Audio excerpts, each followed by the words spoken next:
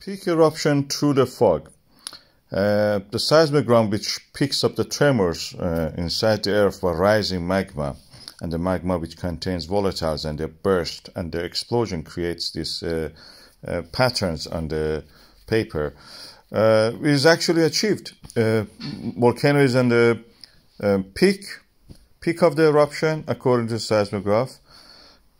For a few brief moments, the clouds and fog became thinner, and we could see through the fog some of the activity that is going on. First, what we can see is that the edge of the volcano is now repaired.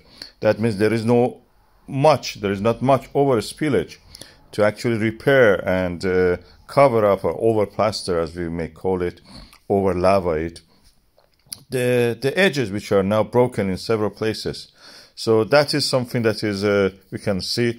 We can see there is not much activity outside the main crater of the volcano also.